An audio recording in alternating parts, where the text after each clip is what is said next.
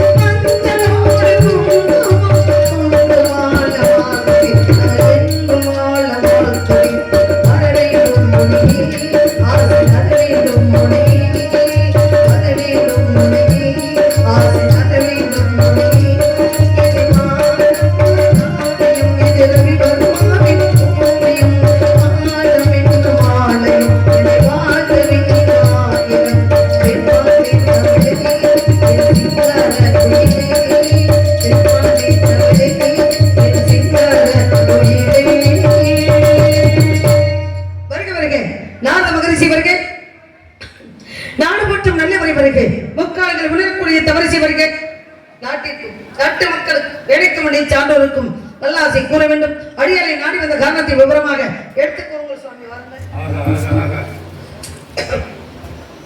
அருமையான வாழ்த்து, அருமையான தமிழ்.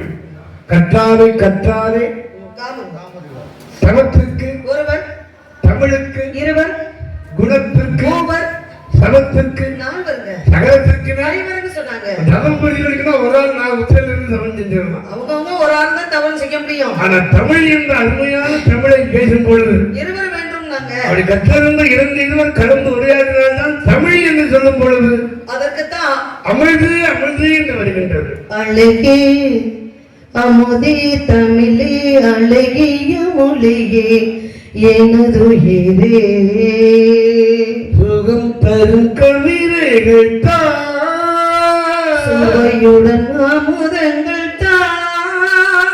தமிழே நாடும் நீ பாடு, தமிழே நாடும் நீ பாடு. அப்படி இல்ல, தமிழே நாடும் நீ பாடு. இப்படி தமிழே நாடும் நீ பாடு. வந்து நான் சொல்றேன் நீங்க நினைச்சுக்க கூடாது. அந்த பாடலே வரக்கூடிய வரி அது. தமிழுக்கும் அமுதென்றும் பேர், அந்த தமிழ் இன்பத் தமிழ்கள் உயிருக்கு நீர், உயிருக்கு நீர் அப்படின்னு ஐந்தறிவுள்ள பசு கூட பசு வந்து அம்மான்னு சொல்லுது. ஆமா, ஏனென்றால் உயிரெழுத்துக்கள் 12. ஏன்னா தாய் நாடு தாய் மண்ணு தாய் குலம் அப்படின்னாங்க. ஐந்தறிவு படைத்த ஜெய்வன் ஜீவன் என்று சொல்லக்கூடிய மாடு கூட அம்மா தான் சொல்ல. உலகத்துக்கு அம்மா தாங்க முக்கியம். அப்புறம்தான் அம்மா என்பது சந்தேகத்துக்கு இடமில்லாத ஒரு அம்மா என்றால் அன்பு, அப்பா என்றால் அறிவு, ஆசான் என்றால் கல்வி, அவரே உலகில் தெய்வம். மாதா பிதா குரு தெய்வம் அப்படின்னாங்க. தாய் தந்தையை காட்ட வேண்டும், தந்தை ஆசானை காட்ட வேண்டும், ஆசான் குருவை காட்ட வேண்டும், குரு இறைவனை காட்ட வேண்டும் என்று சொன்னாங்க. இதுல உண்மையான நாள் சொன்னீங்கல்ல. ஆமா, உண்மை இருந்தா அம்மா ஒண்ணுதான் உண்மை. கண்டிப்பாங்க. மத்த 3 பேரும் பொய். ஆமாங்க, அதுதான் உண்மை. அம்மாங்கிறது உண்மையான வார்த்தை. அம்மாங்கிற சொல்லு கலப்படம் இல்லாத சொல்லு. கலப்படம் இல்லாத அப்பாங்கிற சொல்லும் குருங்கிற சொல்லும் தெய்வங்கிற சொல்லும் பொய். ஆமா, தாய்க்கு நிகர தாய் தாங்க. உயிரெழுத்துக்கள் 12, மெய்யெழுத்துக்கள் 18, உயிர்மை எழுத்துக்கள் 216, ஆயுத எழுத்து 1 ஆக 247 எழுத்துக்களை கொண்ட தமிழிலே அம்மா என்று சொல்றோம். ஆ என்பது உயிரெழுத்து, இம் என்பது மெய்யெழுத்து, மா என்பது உயிர்மை எழுத்து. இந்த உயிரையும் இந்த உடம்பையும் நமக்கு அடிவைத்து சுமந்து தருபவள் மாதா தானே. 10 மாதம் சுமந்து பெற்றெடுத்து தருகிறாள். ஈ கடிக்காமல் எறும்பு கடிக்காமல் என்சான் உடம்புக்கு சிரசை பிரதானம் அப்படின்னாங்க. அந்த தாய்க்குத்தான் தெரியும். இவர்தான் தான் உங்க அப்பா, இவர்தான் தான் உங்க தாய் மாமன். அதனால்தான் தாய் தந்தையை காட்ட வேண்டும், தந்தை குருவை காட்ட வேண்டும், குரு ஆசானை காட்ட வேண்டும், ஆசான் இறைவனை காட்ட வேண்டும். ஆக தந்தை தந்தைக்குரியவர் தானே. ஆமா, தாயில் சிறந்த ஒரு கோவிலமில்லை, தந்தை சொல்மிக்க மந்திரமில்லை. 1000 உயிரவு இருந்தாலும் அதுல பெருமை இல்லையா. அன்னை தந்தை சொல்லை காப்பாற்றியிருந்தால் பரசுராமன் தந்தை சொல்லி சொல்லிட்டாருங்கிறதுக்காக ஜமதக்கினி முனிவராக இருக்கக்கூடியவர் அந்த பரசுராமனை கூப்பிட்டாரு. உன் தாய் நெறில வழி விட்டாள், அவளை உடனே சதைக்கு சிறதையே அழிச்சவா மகனே அப்படின்னு சொன்ன உடனே தந்துதனுக்கு வந்தவனே தாயின் சிறதையே அழித்து கொண்டு வந்து கடைசியில் அப்பா நீங்க சொன்ன சொல்லை காப்பாற்றி விட்டு என் மகனே என் சொல்லை காப்பாற்றுகிறார், உனக்கு என்ன வர வேண்டும் கேட்டார். என் தாயின் உயிர் வேண்டும் என்றாரா. உங்க சொல்லப்படி எங்க அம்மாவை விட்டுட்டேன், ஆனா நான் எனக்கு என்ன வர வேண்டும் நீங்க கேக்குறீங்க, என்னுடைய தாய் உயிரோட வேணும் அப்படின்னு சொன்னா உடனே என்ன பண்ணாரு, ஜலத்தை எடுத்து கொடுத்து மண்ணையில தெளிச்சு எடுத்து முண்டத்துல ஒட்டுறா அப்படின்னாரு. உடனே என்ன செஞ்சா, அவசரத்துல சலவை தொழிலாளியுடைய மணியுடைய தலையில உடம்புல தன் தாய் தலையை எடுத்து ஒட்டிட்டான்.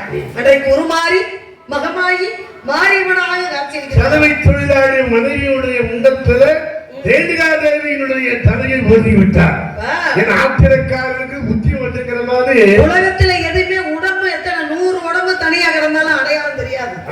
முகத்தை பார்த்து தானே கண்டுபிடிக்க முடியும். எஞ்சால் உடம்புக்கு அந்த முகத்தை பார்த்துதான் இவங்க நம்ம அம்மா அப்பா நம்ம சொல்லுவோம். அந்த முகத்திலுள்ள கண்ணை பார்த்தா தான் நமக்கு தெரியும். எஞ்சால் உடம்புக்கு சிறிது பொருளாலும் சிறிதுக்கு 2 கண்கள் விடாலும் கண்களுக்கு 2 இமை பெறுதாலும் இந்த இமை என்று இருப்பதுதான் கண் பாதுகாப்பா இருக்கு. அவ ஏன் எடுத்து அவசரத்துல ஒட்டுனா அப்படின்னா விஷயம் இருக்கு சுவாமி. பாருங்க, ஜமதக்கினி முனிவர் சொல்லிவிட்டார் என்பதற்காக தன்னுடைய தாயை வெட்டுவதற்கு ஓடோடி செல்றான். ஓடாரியோட பிறந்தவன் யாரு அப்படின்னா பரசுராமராகப்பட்டவர். அப்போ ஓடின தாய் தன்னுடைய பிள்ளை தன்னை கொல்ல வர்றான் அப்படின்னு தெரிஞ்சுக்கிட்டு ஒரு சலவை தொழிலாளியுடைய வீட்டுக்குள்ள போய் தாய் சரண் அடைகிறான். அப்படி சரண் அடையும் பொழுது என் மகன் என்ன வெட்ட வர்றாமா, என் மகனிட்ட இருந்து என்னை காப்பாற்று அப்படின்னு சொல்லும் பொழுது அப்பதான் சொன்னா, அம்மா இங்க வாங்க, நான் வந்து வெளியில போய் ஆகணும், ஆனா உங்களை காப்பாற்றுவதற்கு நான் என்ன செய்யணும் அப்படின்னா என்னுடைய ஆடையை நீங்க உடுத்திக்கங்க, உங்களுடைய ஆடையை எனக்கு கொடுங்க. எப்படி உங்க மகன் வந்து உங்களை எதுவும் செய்ய மாட்டான், தெரியாம போயிடுவான் அப்படின்னு சொல்லி தன்னுடைய ஆடைய ரேணுகா என்ற பெண்ணுகிட்ட கொடுத்துட்டு இந்த ரேணுகா என்ற பெண்ணுடைய ஆடையை அவ வாங்கி கட்டிக்கிட்டு வெளில வரா. அப்ப இந்த ஆடை தானே நம்ம தாய் விடுத்திருந்தா அப்படின்னு, இவதான் நம்ம தாய் அப்படின்னு அவசரத்துல வெட்டின காரணத்தினாலதான் அவனுக்கு தெரியல. வெட்டி போட்டதுக்கு அப்புறம் இதுதான் தாய் அப்படின்னு தெரியல. அப்பதான் பாக்குறான், ஆஹா இதுவும் நம்ம தாய். இவ வந்து காப்பாத்திருக்க, நம்ம தாயை காப்பாத்திருக்கா. நம்ம செலவை தொழிலாளி மனைவியை வெட்டிட்டோம், அப்ப அம்மா இங்கதானே இருப்பா அப்படின்னு தன்னுடைய தாயை வெட்டிடுறான். அப்ப தகப்பன் கிட்ட போய் வெட்டுனான்ற ஒரே காரணத்துக்காக என் தாய் வேணும் கேட்கும் பொழுது தண்ணி எடுத்து தெளிடா முண்டத்துல ஒட்டிக்க அப்படின்னு சொல்லும் பொழுது இவனுக்கு அடையாளம் தெரியல. காரணம் என்ன அப்படின்னா, அங்க என்ன காரணம் அப்படின்னா, ஆடை மாற்றப்பட்ட காரணத்தினால்தான். அவசரத்துல இதுவா அதுவா அப்படின்னு ஒட்ட காரணம் ஆடை தானே. அதனால மாறி அம்மனாக உலகத்திலே ஒவ்வொரு ஆலயங்களிலும் ஒவ்வொரு சிறப்பு பெயராக மந்தைகளை வைத்து வைக்கிறார். மந்தை அம்மனாக, கருமாரியாக, உருமாரியாக, வெக்காளி அம்மனாக, கண்டிப்பாக பத்திரகாளி அம்மனாக அப்படி வந்தாங்க. இதுக்காக மத்தியாசுரனை அழிப்பதுதான் பத்திரகாளி ஆனார். ஆணவத்தால் அகந்தையால் எந்த ஒரு மனிதர் இருக்கின்றாரோ அவருடைய அகந்தை அழிப்பதற்காக. மனிதர்கள் வாழ்வதற்கு நம்ம வாழ்றதுக்கு தான் பூமிக்கு வந்திருக்கோம். வாழ்க்கை என்பது கொஞ்ச நாளைக்கு தான். உலகம் என்பது நாடக மேடை, நம்ம எல்லோரும் நடிகர்கள். அவ்வளவுதானே. தில்லையில ஆடினார் சிவபெருமான் திருக்கூத்து அம்பலத்துல. நம்ம ஆடுறோம், நம்ம ஆடுறது நாடகம். என்ற பேச்சும் நாடகம் நடிப்போம். நம்ம தெருக்கூத்து என்று சொல்லக்கூடிய தெய்வத்துக்கு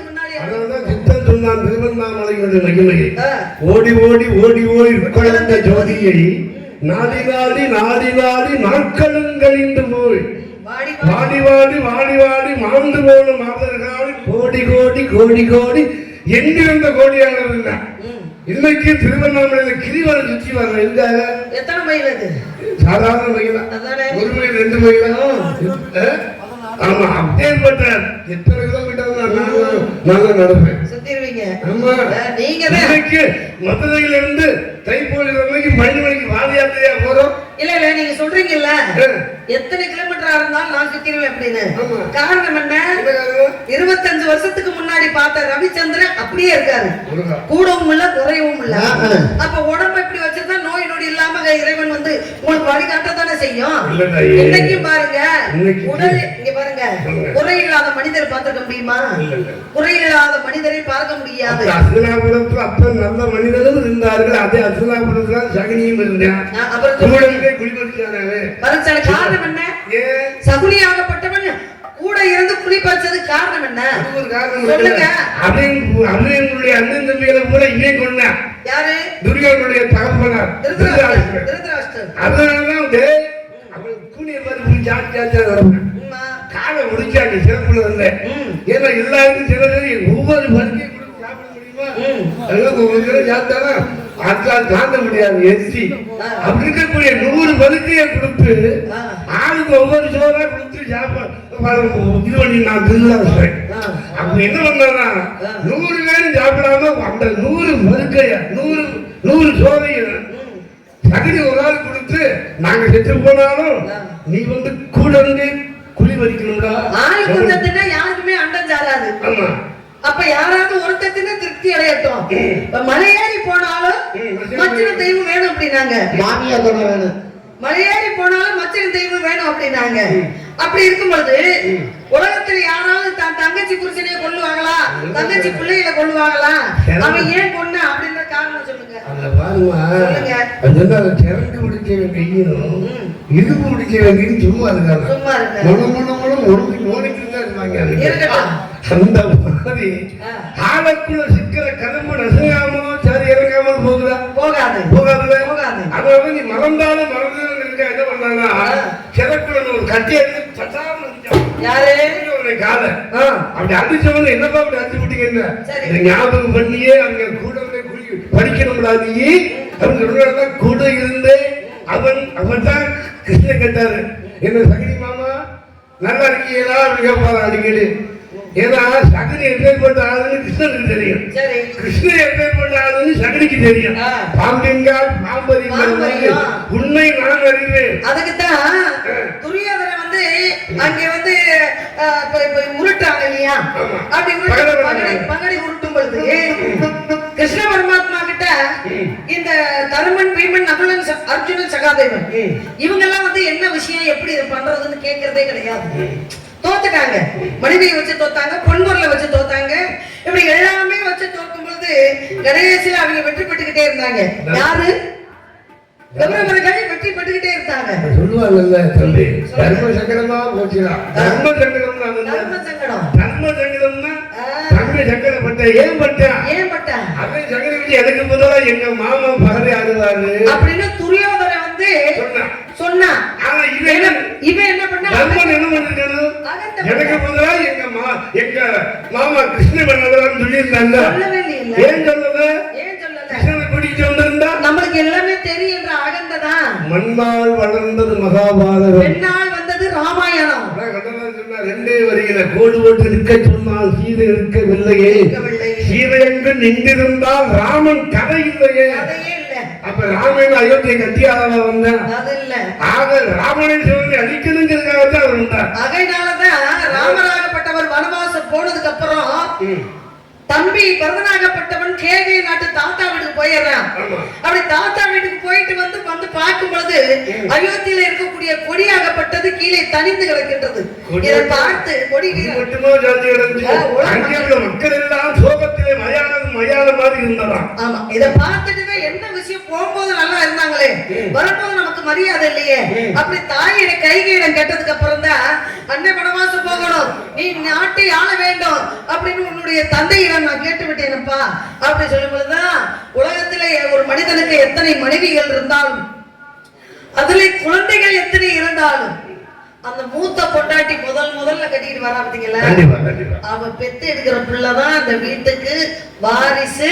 நீ இதை வச்சுக்க, நீ இதை வச்சுக்க, நீ அண்டா வச்சுக்க, நீ குண்டா வச்சுக்க, நீ நஞ்ச நீரத்தை வச்சுக்க, நீ புஞ்ச நீரத்தை வச்சுக்க அப்படின்னு அவன் தான் மூத்தவன் பார்த்துதான் சின்ன பிள்ளைங்களுக்கு கொடுக்கணுமே தவிர அவன் தான் பட்டம் சூடணுமே தவிர தம்பி எல்லாம் பட்டம் சூடக்கூடாது, தலை இருக்க வாழ ஆடக்கூடாது.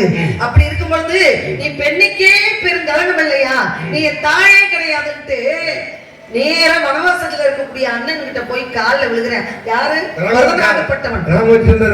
பரதனாகப்பட்டவன் விழுந்து, அம்மா அண்ணா சிம்மாசனம் உங்களுக்காக காத்துக்கிட்டு இருக்கு, நீங்க வந்து அரசாட்சி போறீங்க அப்படின்னு சொல்லும்போது அப்பதான் ராமராகப்பட்டவர் சொல்றாரு, நாட்டை ஆள்வதற்கு நான் பிறந்தேன்டா, நாட்டை ஆள்வதற்கு காட்டை ஆள்வதற்கு நான் பிறந்தேன், நாட்டை ஆள்வதற்கு நீ பிறந்தா. சொந்த பந்தம், சித்தப்பை, பெரியப்பை, அங்காளி, பங்காளி, சாதி சொன்னோம் அப்படின்றதுக்கே இடம் கிடையாது. உனக்கு எது நீதிப்படுதோ, எது நியாயமா இருக்கின்றதோ அந்த சிம்மாசனத்துல நீ அரசாட்சி பெரியடா தம்பி அப்படின்னு அண்ணனை போய் தம்பி கூப்பிடுறான் ஆட்சி ஆள்வதற்கு. அவர் என்ன சொல்றாரு, நீ ஆண்டுக்கிறா தம்பி அப்படின்னு தம்பியை சொல்றாரு. இப்ப 5 வருஷம் ஒருத்தவங்க ஜெயிக்கிறாங்க, தான் அண்ணன் ஆட்சியாளர் அனுமதிங்க அப்படின்னு மக்கள்கிட்ட அவங்க கேட்டா ஒத்துக்க முடியுமா? ஒத்துக்குவாங்களா? அது வந்து மன்னராட்சி, இது வந்து மக்களாட்சி. மக்களாட்சி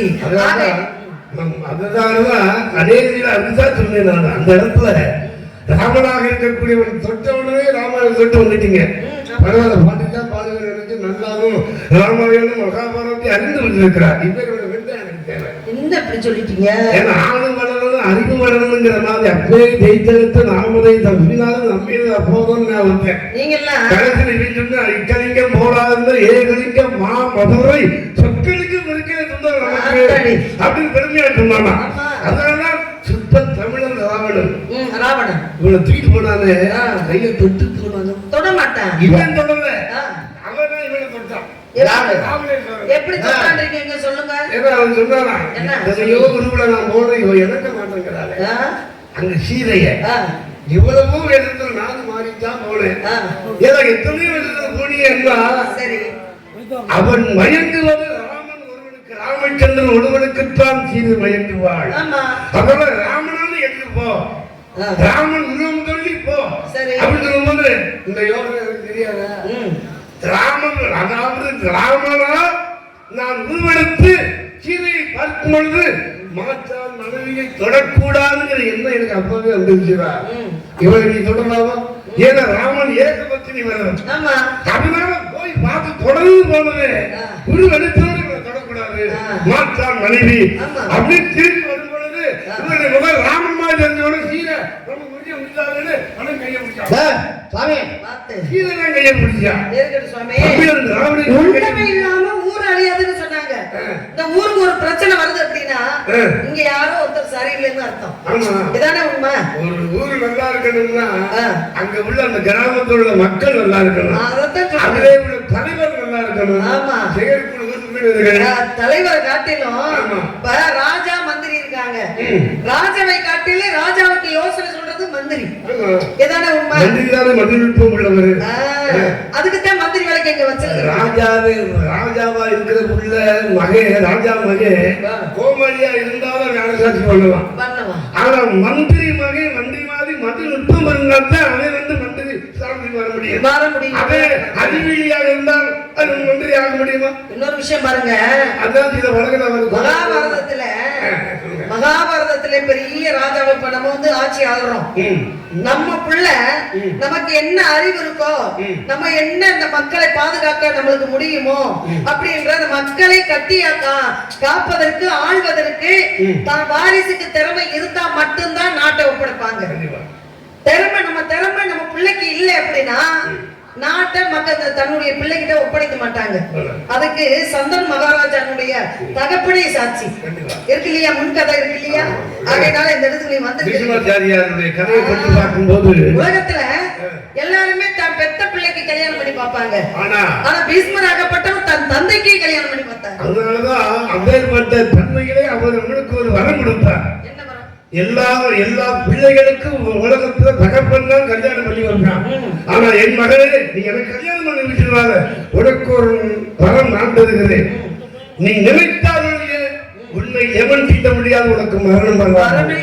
நீ எப்ப இறக்கணும் நீ நினைக்கிறியோ அப்பொழுதுதான் மரணம் உன்னை நெருங்கும்டா. எப்ப நடந்துச்சு? குடியேற்ற போர்ல 18 நாள் யுத்தத்துல 39,36,600 பேர் செத்தாங்க. ஒரு நாள் கண்ணை சாப்பிடும் போது 5-6 பேருக்கு எடுத்து வைப்பாராம். தண்ணி வைப்பாராம், இலையில தண்ணி எடுத்து வைப்பாராம். அது என்ன கணக்கு? நாளைக்கு சில வேலைக்கு சோறாக்கணும், இத்தனை பேர் சாக போறாங்க, அப்படி வரை சொல்லிடுவாராம். அதனாலதான் அவருக்கு அந்த மாதிரி அந்த தன்மை அறிந்து அம்பு படுகை கொடுத்திருக்கிறார் பீஷ்மாச்சாரியா. அம்பு படுகையில படிக்கிறதுக்கு காரணம் என்ன அப்படின்னா, இந்த குருச்சேத்திர போர் நடந்து இந்த பூமி ஆகப்பட்டது என்னைக்கு அமைதி ஆகுதோ அன்னைக்கு தான் என் உயிர் போகும்னு அப்படியே துளியா துடிச்சு அம்பு படுக்கையில இறந்துச்சு இல்லையா. அப்படி இருந்து அவர் சாகம் நினைச்சாரு முடிவுல, ஆனா உயிர் போகல. என்ன காரணம்? ஏன் உயிர் போக தெரியுமா? அப்பதான் கிருஷ்ணர் எங்க அப்பா பாண்டு எங்க அப்பா கொடுத்த அந்த அப்பேற்பட்ட அற்புதமான ஒரு வாக்குல எனக்கு மரணமே வேண்டாம் நினைச்சேன். ஆனா இப்ப நான் மரணம் அதையும் நினைக்கிறேன். ஏன்னா மகாபாரதம் நல்லபடியாக முடிந்தது. அதர்மம் அழிந்து தர்மம் வெற்றி பெற்றது. இப்ப எனக்கு மரணம் வரணும்னு நான் நினைக்கிறேன். ஆனா மரணம் வரலையே கண்ணா கிருஷ்ணா என்ன காரணம்னு கேட்டாராம். அப்பதான் சொன்னாரா கிருஷ்ணே, கிருஷ்ணரே நீ ஒரு பாவம் பண்ணிருக்க, நீ ஒரு பாவம் பண்ண, அந்த பாவம் தான் உன்னை முடிச்சு ஆக்கிட்டு அந்த பெண் பாவம். ஏன்னா பாஞ்சாலிய உயிர் உரிந்தார்களே, அப்ப விதுரன் அதே போல பீஷ்மர் அதே போல துரோணாச்சாரியார் விதுரன் கர்ணன் இத்தனை பேரும் அத்தனை பேரும் சாதாரணப்பட்டவரா கூட இருக்கலாமே தவிர எல்லாத்துக்கும் மூத்தவர் பீஷ்மர். நீயே பாத்துக்கிட்டு இருந்தீல்ல, ஒரு பெண் மானம் போகும்போது உலகத்துல உயிர் இருந்து என்ன பிரயோஜனம்? அந்த பாவம் தான் உன்னை முடிஞ்சு ஆட்டிட்டு நல்லா ஆட்டுச்சுங்க. அதான் உங்களை ஆட்டி இருக்கு பாருங்க. ஏங்க சுவாமி அவன் ஆட்டிருக்கிறான் நம்ம ஆடலாம். பீஷ்மரும் தந்தை அதனாலதான் அந்த பாவம் உன் உயிரை போக விடாமல் தடுக்கின்றது. பீஷ்மரும் தந்தை பேச்ச கேட்கல, நாரதரும் தந்தை பேச்ச கேட்கல. நான் கேட்கலன்னா அது வேற. என்ன வேற? இப்படித்தான் வாழங்கிற ஒரு வாழ்வு இருக்கு. ஏங்க மனுஷனா பிறந்தா திருமணம் முடிச்சு வாழையடி வாழையாக அந்த கோயில்ல இந்த வாழை மரமெல்லாம் எதுக்கு கட்டுறாங்க? கல்யாணத்துக்கு எதுக்கு வாழை மரம் கட்டுறாங்க? வாழையடி வாழையாக வந்து தலைக்கிறதுக்காகத்தான் வாழை மரம் கட்டி. இந்த வாழை மரத்துலதான் எதுவுமே போகாது. வாழைப்பூ வீண் போகாது, காய் வீண் போகாது, தண்டு வீண் போகாது, நாறு வீண் போகாது, காய் இலை எதையுமே வீண் போகாது. ஆமா. அதனாலதான் வாழையடி வாழையாக வாரிசு இப்ப கல்யாணம் முடிச்சுட்டு போறோம்னு வச்சுக்கோங்களேன். உன் புருஷன் வந்து நகை வாங்கி போட்டானா, நட்டு வாங்கி போட்டானா, அப்ப எத்தனை பட்டுச்சேலை எடுத்து கொடுத்தான் அப்படின்னு கேட்டா யாருமே கேட்க போறது இல்ல.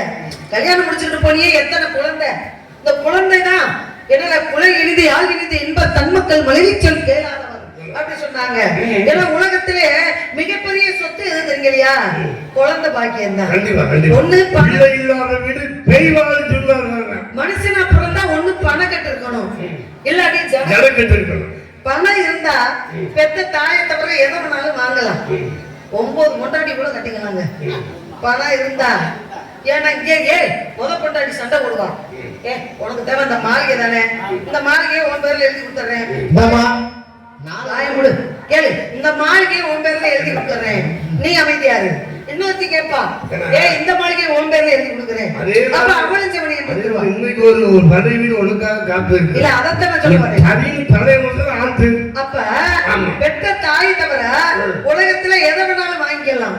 அப்படி பணக்கட்டு இல்லைன்னு வச்சுக்கோங்களேன், நம்மளால முடிஞ்ச எனக்கு கல்யாணம் ஆச்சுன்னு வச்சுக்கோங்களேன், கேளுங்க, எனக்கு கல்யாணம் ஆச்சுன்னு வச்சுக்கோங்களேன், அன்னைக்கு சாத்துற கதவு தான். என்ன எதுக்கு கதவை சாத்தவா? கல்யாணம் பண்ணி வைக்கணும். நல்ல வேலை. நான் எதுக்கு சொல்றேன் அப்படின்னா, சீதை வளர்ந்தும் போது சிவதனுஷம் முடிந்து வளர்ந்தது. நான் எதுக்கு சொல்றேன் அப்படின்னா, ஏன்னா 16 பிள்ளைங்களை பெற்றுக்கிட்டு தான் கதவு திறப்பேன் அப்படின்னு சொல்றேன். நீங்க எதுக்கு வந்திருக்கீங்க? சந்திரமணி பிறந்த போது தாலி பிறந்தது, பரசுராமன் பிறந்த போது பரசுராமர் பிறந்தது, கோடாரி பிறந்தது, கர்ணன் பிறந்த போது கவச குண்டல பிறந்தது, கண்ணகி பிறந்த போது செல்லப்பு பிறந்தது, சிவம்போடு பிறந்தான். எப்ப கனகவேங்கை பூங்கோமங்களாக நீ பிறந்து என்ன உன்னை சந்திக்க 40 மணிவரை இருக்கிறேன்னா நல்ல பரிச உள்ள ஆணு வளரணும் அறிவு வளர்க்கிற மாதிரி நல்ல உரம் போட்ட வகையில போக நல்ல பசுமையான சாமி கண்ணு வைக்காதீங்க. கண்ணு வைக்கிறப்பா முனிவரே, நீங்க பெரிய ஒரு பெண் அழக ரசிக்கலாமா? முத அழக ரசிக்கலாம், தவறான கண்ணோட்டம் இல்லாமல் எதை ரசிக்கலாம். நீங்க எப்படி வேணாலும் சுத்தி வருவீங்க. கொஞ்சம் சேட்டை பண்ணிருக்கீங்க. முடியாது, அந்த காலத்துல முடியாது, இப்ப முடியாது, எப்பவுமே முடியாது. நாளைக்கு இந்த நிகழ்ச்சியை பார்க்க முடியுமா? முடியாது, முடியாது. திருவகை தமிழ்ல இதை பார்க்க முடியும். உன்னைத்தானே நம்பி வந்தாய் வாழே வர்ற முருகனுக்கு மாலையிடு சிவகருக்கு தெளித்து ஒரு கோலமிட்டு உன்னைத்தானே நம்பி வந்தாய் வாழே எடுத்து முருகனுக்கு மாலையிடு தெளித்து ஒரு கோலமிட்டு உன்னைத்தானே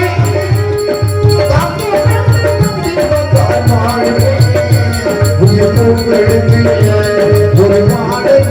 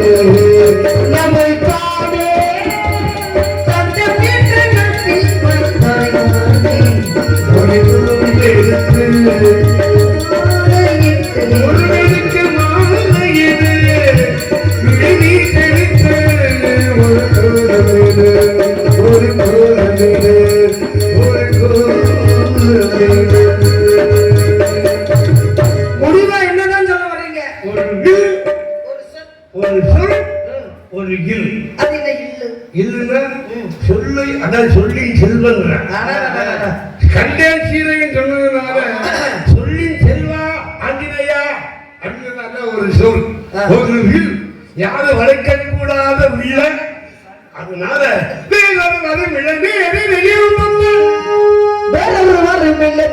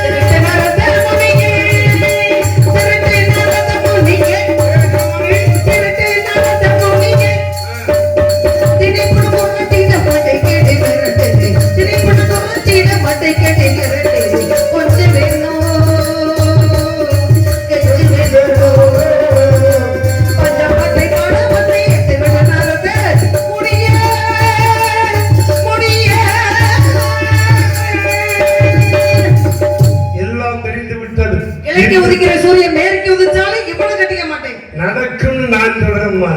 நடக்கும் என்பார் நடக்காது, நடக்காது என்பார் நடந்து விடும். கிடைக்கும் என்பார் கிடைக்காது, கிடைக்காது என்பார் கிடைத்து விடுங்கிற மாதிரி. என்ன கிடைக்கும்? முனிவனுடைய சொல்லு என்னைக்கு மாறுமா? அத்தடி. அதனாலதான் இந்த முறைகளை நான் சொல்லுகின்றேன். தரத்துல போக நினைக்கிறேன், தாரத்துல போக மாட்டேன். முருகனை கையெழுத்து வழங்குவே வாழ்க்கத்துறையை ஏத்துக்க மாட்டேன். முருகைக்குரிய முருகனை அஞ்ஞானம் என்ற அகப்பேயுடைய உள்ளத்தில் இருப்பதனால அந்த அகப்பேயை வளர்த்து போக சாமி போக சாமி போக சாமி கீதனம் சீக்கிரம் முருகன் போய் சொல்லி சீக்கிரம் கூட்டிகிட்டு வந்து எனக்கு கல்யாணம் பண்ணி வைக்க சாமி, நான் அவனே எழுதிக்கிட்டேன்னு சொல்றதுனால சிக்கல் சிங்கார வேலைகளை வரச்சேன்னு ஒரு சேலத்தை செல செய்கின்றேன். இல்லையே நான் நாரணம் அல்ல, அனைவரும் பிரம்மணிக்கும் அல்ல.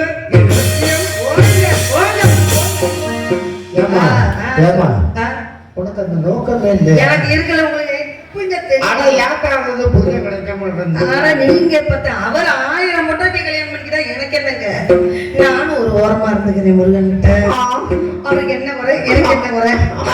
ஆகிய நாளைக்கு காதல் பண்ணணும். யாரு? முருகனத்தை பழைய பாட்டு போட்டேன்.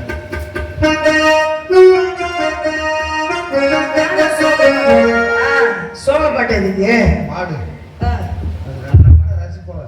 கங்கை கரை தோட்டம் பாடுவோம். பாடு. மேகம்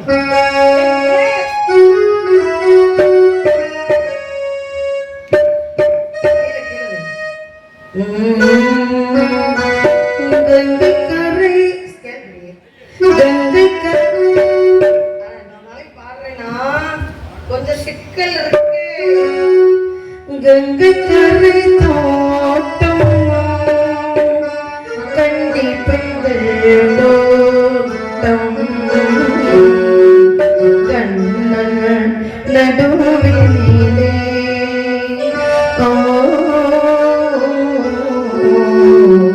கண்ணன் நடுவினிலே காலையிலும் காட்டு பாடி வரும் பாட்டு இதிலும் அவன் குரலே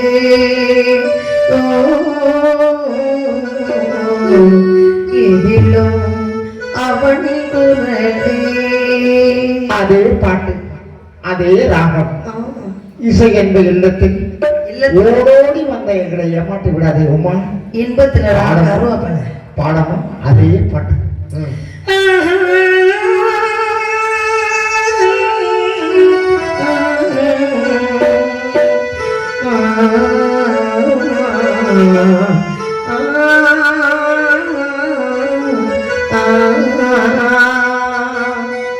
யாரது சொல்லாமல் நெஞ்செல்லி போவது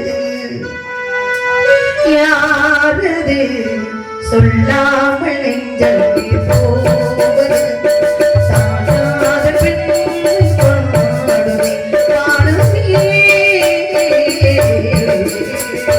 யாரது சொல்லாமல் நெஞ்செல்லி போவது